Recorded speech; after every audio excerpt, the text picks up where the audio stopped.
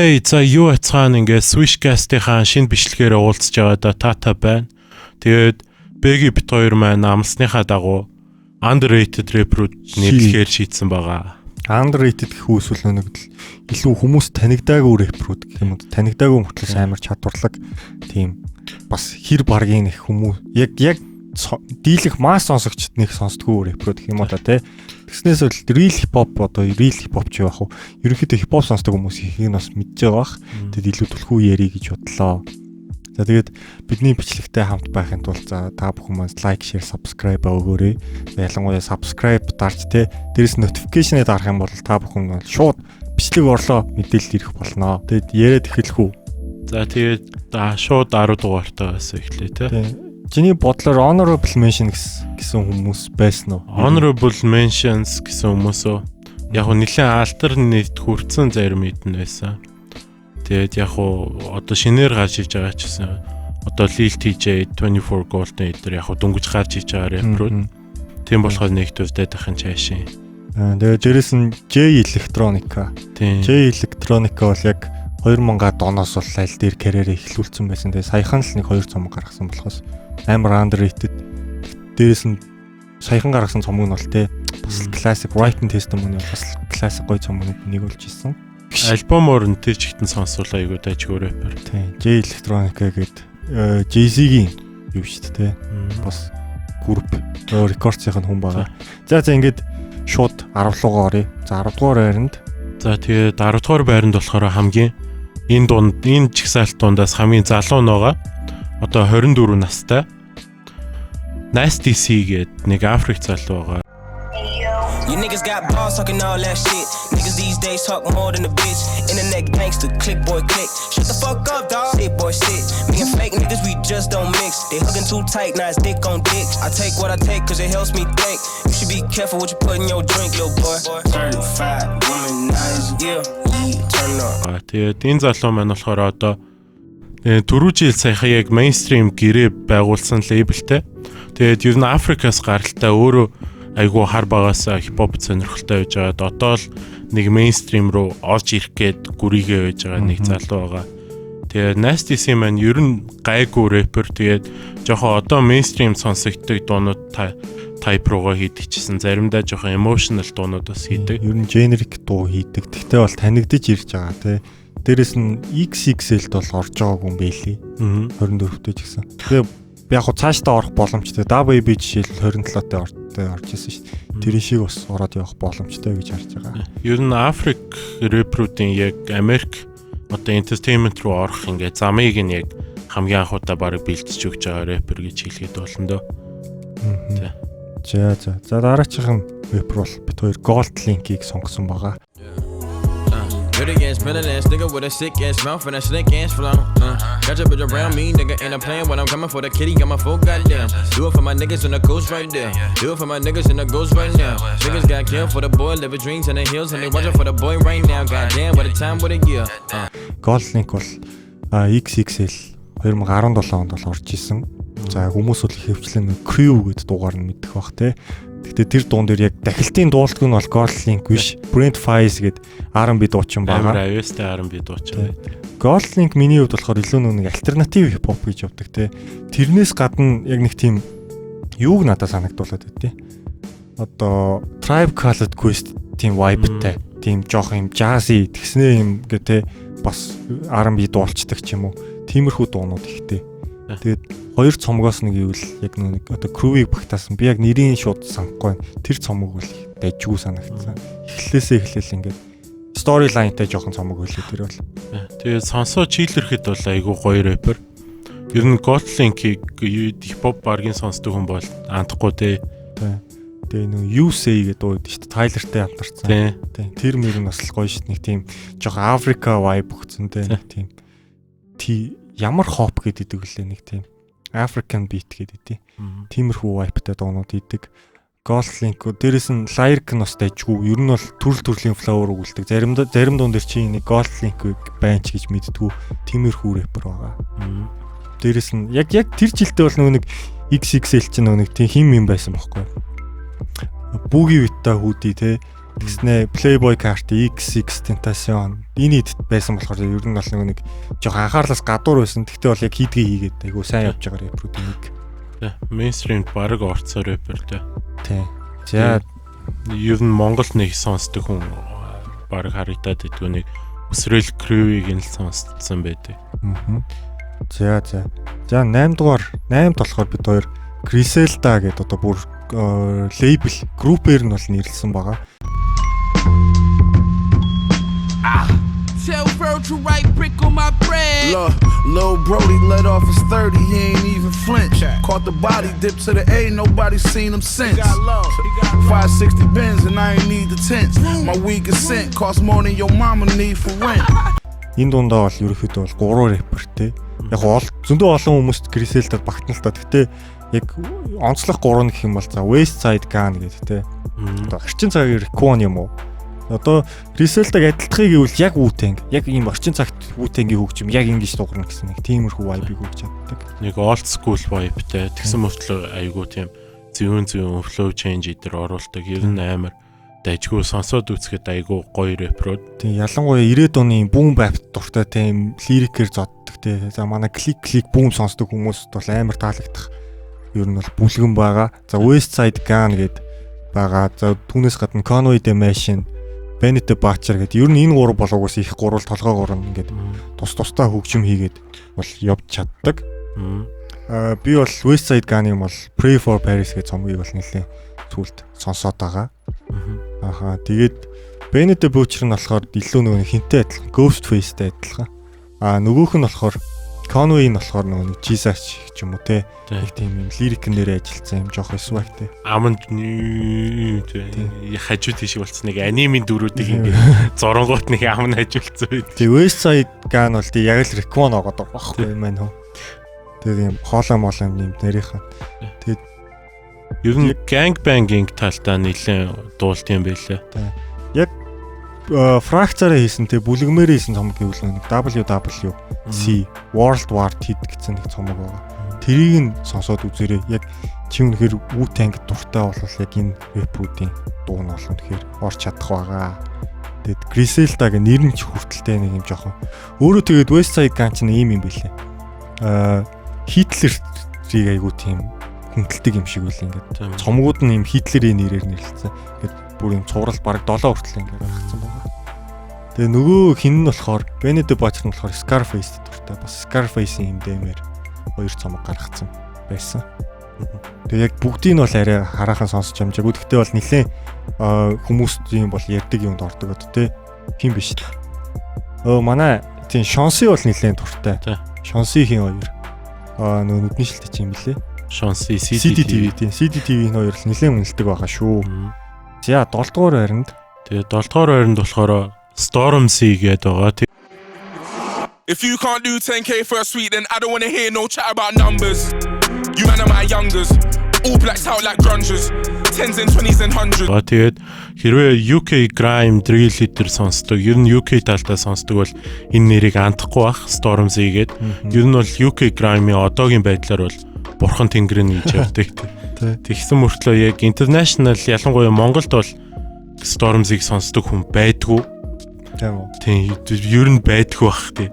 Би бол хизээш тэгээ Stormzy-г нэг Skepta хүмүүс бол байдаг бол холбогдорой. Skepta ч угаасаа хүмүүс айгу мэддэж ш нь хин идэртэй айгу холбоотой ш. Young Money-гийнхантай холбоотой юу DJ Khaled Maled-ийн хитэн дууд дээр орж исэн. Skepta ч угаасаа яг UK дундаа Stormzy Skepta хоёр ч юм бол бүр ингэ тасарсан ш. Бүр өмнөөс гэвэл нэг Tiny Tempo-ыг нэрлэж болж байна. Тэгээд яг UK талбартаа бол үнэхээр underrated биш. Гэхдээ international талтаа бол айгүй underrated. Яг тэгвэл нөгөө UK Grime ер нь сонсдог хүмүүс амар цөөхөн байдаг. Тэгээд UK Grime-ийг зарим хүмүүс жоохон freestyle-архаг жоохон нэг зарим хүмүүс сонсоход drill-ээс бол ондоо шүү. Grime гэдэг бол drill-ээс арай ондоо. Drill бол одоо нөгөө нэг Pop Smoke, Fabio яг хийж байгаа хүмүүс нь те нэг тийм юм битэн дээр гинт орж ирдэг бол Grime бол ингээд битдэг ингээд уусч орж ингээд цогцолт нь цуг явж өгдөг. Тэгж бол ялгагдчих сонсогддог байгаа юм байна. Ер нь тэгээд Kanye West эдэстэй тоглолт моголт хийж ирсэн. Ер нь бол айгу Тийм авьяастай нөхөр. Канигийн арын бүжигч нөө. Тийм тэрнээсээ болоо бас драма үүсчихсэн. Гэтэ ер нь амар яг UK Grime жоохон сонирхож эхлэе гэж байгаа бол ер нь Stormzy-гоо дамжуулаад шилжиж ороход ер нь амар төхөөрөмжтэй шүү. UK нөгөө нэг яг нэг үндэснийх нь рэп гэх юм уу те одоо. Англи ардын рэп. Тэгээ Stormzy-г хайлт харах юм бол яг нэг тийм өндөртэй бие хамгаалагч ч юм эсвэл нэг юм саксчин шиг яг харагдана. Тэгтээ мань хүн бол рэпер байгаа. За 6 дугаар байрлал 6 ч явах нь чагсаалтынхаа дараачийн үнэлгээр. За энэ бол бас бид нар бас группээр нь авч нэрлсэн. Энэ бол одоо Death Grips гэдэг те.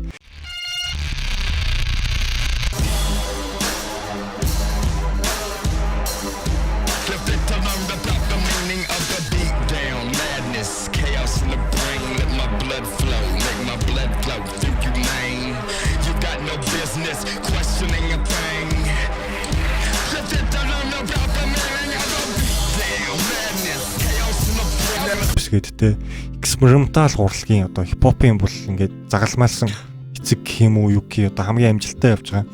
За Death Grips гэдэг бол ерөөхдөө хамтлаг байгаа. За гол рэпер нь бол MC Ride гэдэг 43 та залуу байна. Тэгээ нөгөө хоёр нь болохоор илүү хөгжмөө гэдээ явдаг нэг тийм гурвал байна. За юугаараа онцгой Death Grips? Death Grips бол ер нь амар экспериментал. Тэгээд угаасаа нөгөө гурвын нэг нь л өгүүлдэг, нөгөө хоёр нь аяыг нь хийдэг.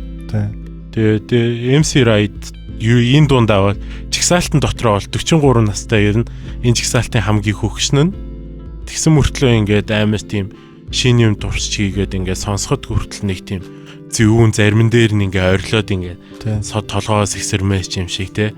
Тэгээ ихэвчлэн хүмүүс одоо юу гэдэг нэг SoundCloud орж ирснээр яг ийм scream хийдэг те янз бүрийн аваа гаргадаг рэп өгцөн гэж бодоод байдаг. Тэрнээс өмнө бол 2011-2 онд бол энэ Death Grips-ийн айл дээр хийгээд шилдэг цомгуудын нэг болох нэг Monster гэх цомгоо гаргацсан байсан. Яг тэрнээс хойш бүр юм тасралтгүй явж байгаа Death Grips-ийн. Linkin Park ч юм уу те эсвэл ийм new metal гэдэг ш. Тиймэрхүү юм сонсдог хүмүүст бол Death Grips амар санагдана, таалагдана. Тэгснээс зүгээр ийм хипхоп сонсдог хүнд бол нэг тэгж Death Grips бол чамд шууд орохгүй. Бүр юм шал өөр юм rock ийм цаана тэ юу ч дуурайд байгаа яг юм хөгжим ялгаж сонсох юм бол амар хөгжим. За. Тэгээд MC Ride бол яг тийм хөгжим дээрээ зохицуулж өгүүлдэг болохоос тийм амар лирик бас амар яадаг бол хүн бол биш. Одоо яг хөгжим хийдэг талаасаа бол энэ хамтлаг бол бүр үнэхээр супер. Тэгээд цомгийн cover-ууд нь бас амар. Цомгийн cover-ууд дандаа controversial байдаг нэг тийм тэ дикний зурагч байдаг юм уу эсвэл нэг тийм одоо Year of Snitch гэдэг зураг одоо цомгийн байдаг тэрэн дээр нь болохоор юм зүгээр юм амнуудын зурагч юм уу те тиймэрхүү бас юм яалчгүй л энэ экспериментал юм шал өөр ертөнц тий. Тэгээд Death Grips-ийг бол бид нар онцлсон. Гэхдээ бас яг new school талдаа гэх юм бол одоо ер нь жоохон хуучин болоод байгаа шүү дээ те. За тэгээд 5 дугаар байрлалгаа оръё. 5 дугаар байранд болохоор Freddie Gibbs орж ирж байгаа. I just wanna be legit. Fuck a bad insta bitch. Bunny rabbit off the rip. Bunny rabbit rich as lit. Freddie Corleone fuck 12 suck a dick. Every day I need a dope flip. I was on some broke shit. A nigga was a pope pimp. Do or die. Бараг орчин цагийн хамгийн дутуу үнэлэгдсэн бараг хамгийн юу гин те нэг хэрэг хипхопоор ярих юм бол жирүү хоол идэм маягийн нөхөр байгаа. Ер нь айгүй чанартай ингээд бит альбомууд бол гаргадаг. Ер нь альбомууд нь амар чанартай болдог. Ялангуяа энэ дунд ер нь бол чанаргүй альбом гаргадаг рэпер бол бараг байхгүй те. Тэгээд Freddie Gibbs бол ер нь бол альбом гаргах тал дээр бол алдаж үзээгүй. Өөртөө нөгөө Never Miss гэдэг те. Дээрэс нь альбомоо нэршлэн айгуу гоё нэг тийм хоолны нэрч өгдөг юм уу те. Эсвэл зүгээр нэг юм ганц нэрээр нийлээ хайчдаг. Дээрэс нь продюсерүүдээ яг олоод яг тэрнтэйг одоо нэг сагсаар явуул яг пикнер бол хийж байгаа юм шиг ингээд яг гоё зөгцөөд ингээд те явдаг.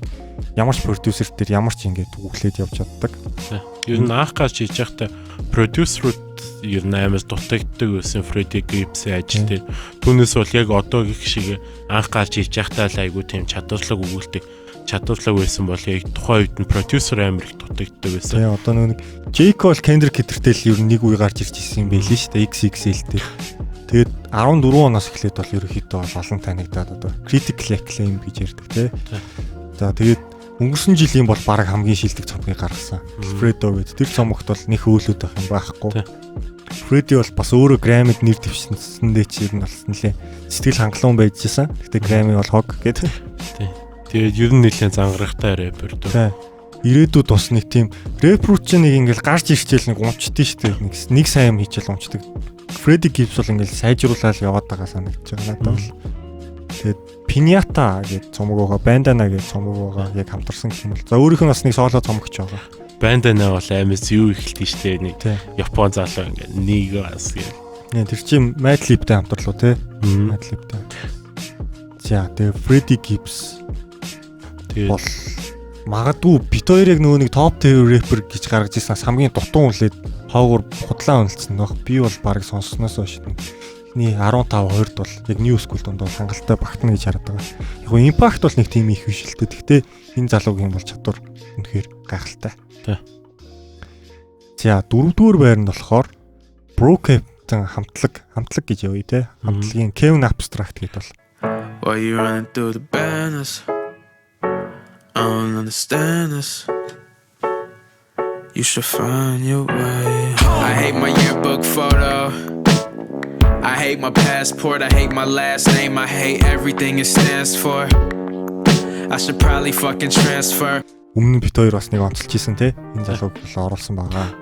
Kevin Abstract бол ер нь яг ганцаараа чисэн дуунууд гаргаж ийсэн. Тэгээ ганцаараа ийсэн дуунууд нь чисэн ер нь амар тийм чанартай амар тийм зөвүүн гоё болдог. Тэгээд Brokehaven-ийнхаа хиттэй нийлэхээр бүр амар тийм musically бүр шал өөр төвшөнд хүрдэг ер нь амар тийм сонсоход бол бүр амар таашаал авахар. Тийм хамтлаг үүдээ. Одоо нэг Odd Future эхлээл 10-аад оны үеэр гарч ирэл алж исэн шүү дээ. Тэнгүүд Brokehaven-ыг 15 дугаар 15-аас хойш оны үеэр гарч ирэл яг алж байгаа амар crew. Тэгээд Kevin Abstract болохоор юу? Надад бол тийг санагдав. Яг рэпер гэхээс илүү нэг musician, artist тал руугаа илүү хөгжсөн тий. Нэг Childish Gambino сонсож байгаа юм шиг нэг юм дуршиж үздэг, дуулцдаг, өгүүлцдэг тий. Тэгснэ ингээ зүгээр тан хөгжим явуулцдаг ч юм уу тий. Тэр талаараа бол айгу чадвартай. Тэгээд мань үнийг бол анх би бол Complex дээрээс олж харж ийсэн. Тэгсэн харин Brokehaven гэдэг хамтлагийн рэпер байсан юм байлээ. Тэгээд ерөнхийдөө цаашдаа бол бас ганцаараа илүү соло хийгээд явах магадaltaй гэж хараад байгаа. Бас хуучны хамтлагуудаас жишээ нь бол Roots гэдэг хамтлагтай жоохон төхүүч юм шиг.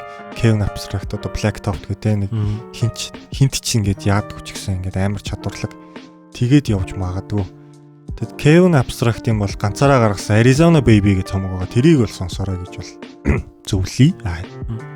Тэгээд мэдээж бол Saturation цуграл тэ Brokehaven-ийнхаа тэрэн дээр бол угаасаа Kevin алж байгаа тэр тундаа. За тэгээд дөрөв дэх рэпер бол юм байна. За гурав дахь рэперээр бол Jipig Mafia-г нэрлэж байна. Come out the pocketbook every time. Feel like I'm shooting, I'm shipping time. Dressing your grandma, my hand me down. Pussy nigga, suck, I'm prominent. I was anonymous. I've been in front of you every time. This ain't a bridge, it's a kind of crowd. I put my soul in every bar, in every verse, man, in every rhyme. AK, Peggy, AK за ирээдүйн хөгжим хийх чаа. Экспериментал урлагийн бас загалмайлсан ханхүү болж гарч ирж байгаа рэпер байгаа. Тэгээ Jipig Mafia бол бас айгуу тийм underrated гэж явагддаг. Ер нь хүмүүс бас нэг сонсоогүй байдаг. Тэгсэн мөртлөө экспериментал талтай айгуу тийм олон чанартай бит ингээд хөгжмүүдийг бол гаргаад ийцсэн. Тэгээд ер нь л амис тийм сонсоход ингээд заримдаа нэг тийм зөвөн юм шиг, заримдаа ингээд what the fuck you сонсоод байна ч гэмээр тий. Амар хэцүү. Ер нь сонсоход маш хэцүү. Яагаад тэгэхээр мань хүн угаасаа юм мейнстрим хизэж хийхгүйгээд бүр ингээд хилээд өөрөө бүр дийсэлж гарч ирж ийсэн. Тэнгүүтээ шууд эхний цомог нөх амар сайн болоогүй ч яг хоёр дахь ветеран гэдэг цомог дээрээс бол бүр ингээд төрөл бүрийн саунд. Би тэр цомгийг яг дуусгахын тулд ингээд маш олон төрлийн хөгжим ингээд ялгаж сонсох хэрэгтэй болсон. За тэгээд гурав дахь цомог нь болох All My Heroes or Cornballs гэх тэгээ угаасаа юм амар зөвүүн нэр мэртэй. Jipig Mafia нэг бодлоор ингээд яг 20 жилийн дараах нэг Eminem шиг. Тэгтээ юм экспериментал алруу ингээд амар тийм дийсэлсэн маягийн political view ингээд гаргадаг ч гэсэн зүгээр ингээд тоглоом хийгээд байгаа байхгүй манай дээр. Тэнгүүтээ нэг юу гэдэг шүү дээ. TLC-ийн дуу гэдэг шүү дээ. I don't want no scrubs гэх тэр мөрийг дуулаад идэх байхгүй дуун дээрээ. Тийм референс болоод тэр мөр нь айгу таалагдчихсан. Одоо mainstream scene-д бол амар тийм underrated тэгээ Монголд бол бас сонсдог хүмүүс амар ховор. Би нэрээ энэ рэперийг нөө хин гэд манай нэг сонсогч үзэгч залууга хаширтна гэд нэг залуу. Тэрний нөгөө нэг яг нөгөө нэг амар үнэлж гаргаж ирсэн рэпрүүдийн өндөрөөс нь харж байгаа. Тэгээд би л Jip Mafia-г бол сонссон байгаа. Тэгэхээр баярлалаа сонсч эхэлсэн байгаа. Тэгээд мань үн чинь бас л зөвүү стилтэй шүү дээ. Нэг тийм рэпрүүд чинь ингээл нэг юм gang мэн хувцтай тийм шал өөр юм блинг мэн байхгүй бүр юм лам ам шиг ч юм уу тийм сонио. Тэгснэ юм сонио урт мөртэй юм зүгэл. За хоёрт Saba. I got angels running away. I got demons hunting me. I know Pop with 25. I know Jesus 33. I tell death to keep a distance. I think he obsessed with me. I say God, that's a one. I know she would die for me. Saba бол миний бодлоор энэ дунд байгаа хамгийн underrated rapper. Миний бодлоор ер нь бол амар тийм чанартай юм. Одоо ингээд дуунууд нь бол бүр ингээд mainstream бол байхаар бүр баг илүү давсан ингээ артистик талдаа ш тэр ер нь ингээ энгийн зүгээр энгийн хүн сонссон чсэн ингээ Saba-ийн дуунууд бол амар тийм зөв ингээ хипхоп ингээ соул агуулсан мөртлөө сонсоход ингээ амар тийм дахин сонсомоор санагддаг. Гэхдээ л нэг л тийм mainstream-д бол ерөөсөө огт явж чаддгүй юм шиг санагддаг. Тэгээ хайда Dreamville-ийнхантай дуу хийн нэг тийм том лейбл ч юм уу эсвэл жоохон харизма дотоод байдаг гэж магадгүй мань хүн зүгээр хийдгээ хийгээл явж. Тэгснээс тэр нэг гаргаж ийсэн цомог момог бол амар штэ тэр нэг яг бас нэрийг мартчихлаа. Тэгээ доор зургийг тавьчих тий. Тэр Prom гэ дуу бол яг тэр жилдээ гарч ийсэн бол хамгийн амар story tellerтэй дуу. Тэгээ Saba одоо тэгээ яг ард нь бэклад өчөх маркетинг л дутуу байгаа мó. Тэгээ өөрөө бас ингээд байгаа байдал нэг тийм чийлэлтэй ингээд яг ингээд харизматик болох гээд ингээд тэгээд яадгүй зүгээр ингээд чийл нэг партийн дээр нэг суугаал нэг үеж идэг хүмүүс шиг. Life гэдэг дуу нь бол ер нь бол хамгийн их үзэлттэй дуу. Нэг их үзэлттэй рэпер бол биш. Тэгтээ бол амар чадварлаг. Монголоор бол одоо Ванде Бо шиг л үзэлттэй. Бараг би Ванде Богоос муу үзэлттэй байна уугүй. Монголоор гэж зүгээр Монголын юутай л харьцуулах юм биш үү те. Зүгээр л нийт үзэлтээрээ л юм биш үү те. Тэгэхээр ч бол Америк рэпер тиймэрхүү үзэлтэй гэдэг бол бас айгүй бага үзэлтэй байхгүй. Багын бага үзэлтэй байхгүй. Нэг сая хандлттай байна гэдэг чи айгүй багтаа орны ялангуяа юм Америк гэдэг юм чанартай дуу байдаг. Тэгээд CDTV бол айгүй Saba-г үнэлж гаргаж ирж байсан. Яг ютубер залуу ингээд энэ дуунууд нь ингэж орж ирдэг гэдэг. Тэрнээс бас дамжуулж байгаа Saba-г сонсч ирсэн юм бэлээ. Би бас Kendrick Lamar-тай хамтарсан нэг дунд байсан сонсч ирсэн. J-Rock Kendrick Lamar-тай хамтарсан байсан. Юу амар авьяастай рэпер тий. Амар зүгээр сонсоол үзэр. Тэгээд зүрлүүл хинтэй адилхан. Магадгүй нэг жоохон production тал руугаа байхгүй тийм нас шиг рэпер юм уу те. Тийм байж болох юм те. За ингээд нэгт бол Win Staples-ийг бит хоёр нэрлсэн байгаа.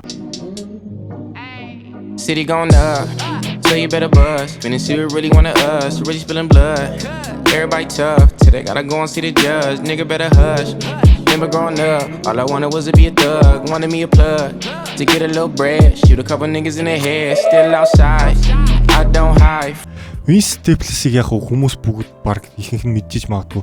Гэтэ энэ залуу бол одоо нэг хүмүүсийн мэддгээс илүү нэлээд багаар үнэлэгдээд байдаг рэпер. Энэ залуу ер нь бол яг прожектээ гаргах дээр бол алдаж үзээгүй. Би тэр Summer 2006 гэдэг цомгийг бол ерөөсөй байнга утсан дээр ойлгож идэг.